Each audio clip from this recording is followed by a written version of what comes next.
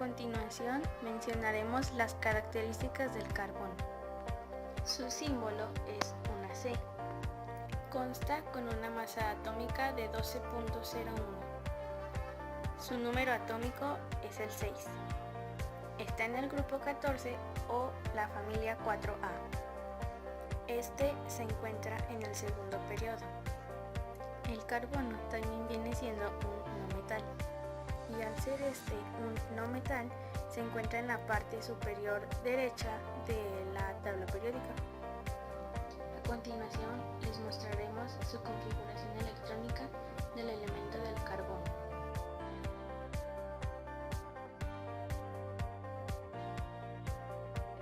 El ciclo del carbono consiste en que los seres vivos están conformados de carbono y se alimentan del mismo bajo de diversas formas, ya que necesitan alimentarse para seguir vivos.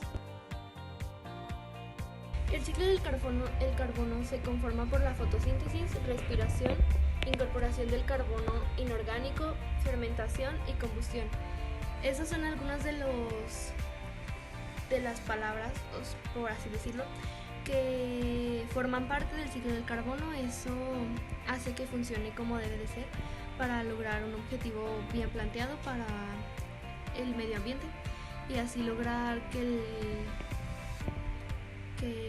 el ciclo del carbono tenga un buen objetivo y lograr que todo salga así como debe de ser. El ciclo bioquímico, del cual se incrementa la biosfera, liosfera y hidrosfera y la atmósfera, son unos tipos de conjunto que se hacen para lograr conformar el ciclo del carbono, ya que esos son una de las partes que forman parte del ciclo del carbono para lograr su objetivo hacia el mundo. Algunos de los cambios más repentinos en el ciclo del carbono han sido la contaminación, ya que han hecho que el agua se haga más ácida. Eso ocasiona que los animales de los mares, océanos, vayan dejando de existir por el tipo de contaminación que se está provocando en los mares. Varias personas se preguntan por qué fue que generaron estos cambios tan repentinamente, y la respuesta es por quemar combustibles fósiles, porque eso genera que se haga más contaminación más rápido, que se termine más rápido la capa de ozono, ya que eso genera más contaminación en el ambiente.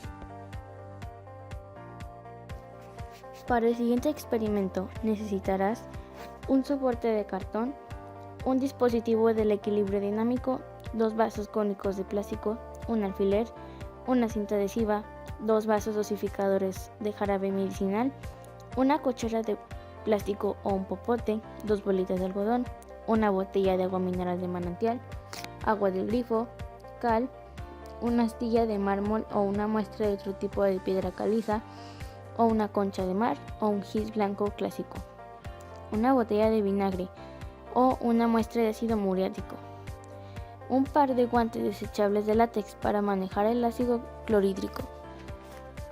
El procedimiento de este experimento es el siguiente. En un vaso cónico de plástico vierte agua del grifo hasta llenarlo aproximadamente a la mitad de su capacidad. Añade al vaso cónico que contiene el agua aproximadamente una tercera parte de una cuchara de cal, óxido de calcio. Enseguida, usando la cuchara o un popote, mueve la mezcla durante varios minutos para tratar de disolver la mayor parte posible de cal. Al hacerlo, el óxido de calcio se convierte en hidróxido de calcio, agua de cal. Después, será necesario filtrar la mezcla para eliminar por completo la turbidez de la disolución de hidróxido de calcio. Con este fin, perfora con un alfiler la punta de otro vaso cónico de plástico limpio y seco. Después, coloca en él una bolita de algodón. Utiliza el soporte de cartón para fijar el vaso cónico y debajo de él coloca un vaso dosificador para recibir el filtrado. Con cuidado, vierte el agua de cal al vaso cónico que tiene la bolita de algodón y permite que se filtre la disolución de hidróxido de calcio. En caso necesario, si el líquido filtrado aún muestra turbidez, fíltralo de nuevo usando otra bolita de algodón. Es importante que el líquido filtrado sea transparente. Enseguida, desecha la bolita de algodón, lava y seca en el vaso cónico. Posteriormente, fíjalo de nuevo en el soporte de cartón. En otro vaso dosificador, añade aproximadamente 5 ml de agua mineral de manantial y colócalo debajo del vaso cónico. Vierte la disolución filtrada de hidróxido de calcio al vaso cónico y observa la reacción química que se da cuando la disolución de hidróxido de calcio se mezcla gota a gota con el agua mineral de manantial. Cuando el carbonato de calcio se forma, la disolución adquiere una ligera turbidez, debido a que este carbonato es muy poco soluble en agua. Después, con el tiempo, el carbonato de calcio se sedimenta y se deposita al fondo del vaso como un sólido insoluble.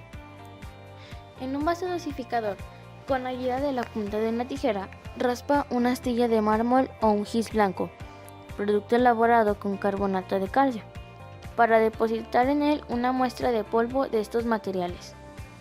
Perfora con un alfiler la punta de un vaso cónico de plástico limpio y seco. Utiliza el soporte de cartón para fijar el vaso cónico y debajo de él coloca el vaso dosificador con la muestra de polvo de mármol o de polvo de gis. En otro vaso dosificador limpio y seco, vierte con precaución aproximadamente 10 ml de vinagre o ácido muriático. Evita el contacto con la piel.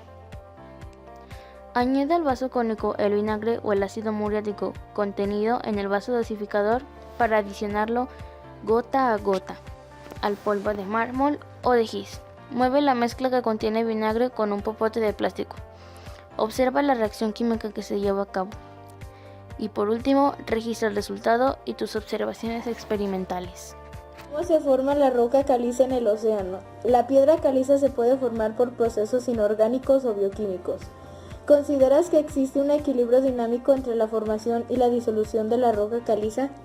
Sí, porque cuando disolvemos en agua con carbonato o alguna otra especie de disoluciones, vemos todo el proceso que pasa y cómo se hace paso por paso. ¿Cuál es el efecto de la acidificación del océano en los corales marinos y las conchas de mar? ¿Y qué consideras al respecto? Que contienen muchas causas y consecuencias que afectan de una manera muy grave al océano, como por ejemplo la contaminación, la degradación de los arrecifes de coral, el cambio climático que afecta directamente en el aumento de la temperatura del mar y la elevación de su nivel, y eso en mi opinión me parece que es muy problemático tanto para los seres vivos y para el medio ambiente, y nosotros nos afecta también directamente, y pues afecta también a lo que pasa en nuestro día a día y en nuestra vida cotidiana.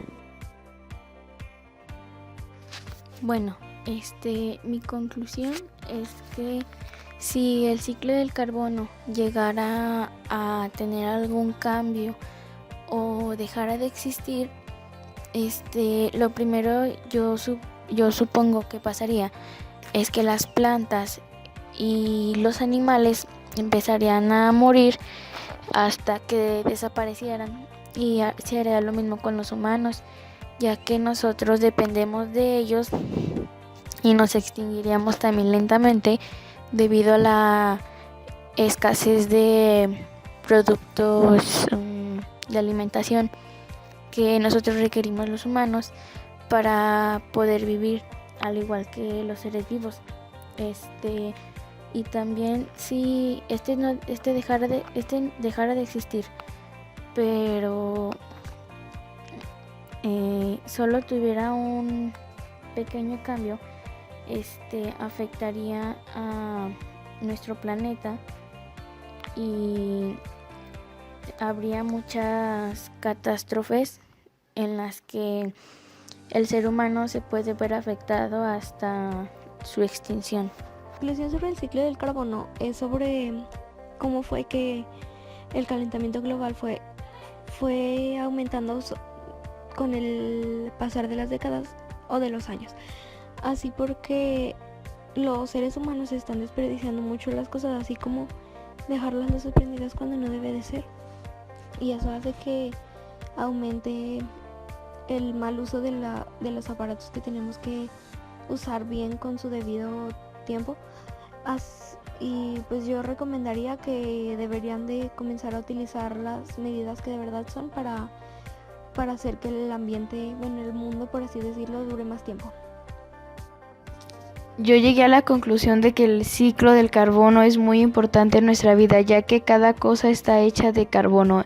Está en nuestra atmósfera, en la corteza de la tierra y en las estructuras de las plantas y en los animales. Por ejemplo, cuando respiramos, exhalamos ese dióxido de carbono. Cuando las plantas respiran, toman ese dióxido de carbono y lo vuelven más importante. Sin carbono la vida no podría darse. Yo llegué a la conclusión de que el ciclo de carbono es elemental para nuestra vida porque si se acaba pueden morir muchas criaturas y hasta los seres humanos, ya que se encuentra en nuestra atmósfera y nos ayuda.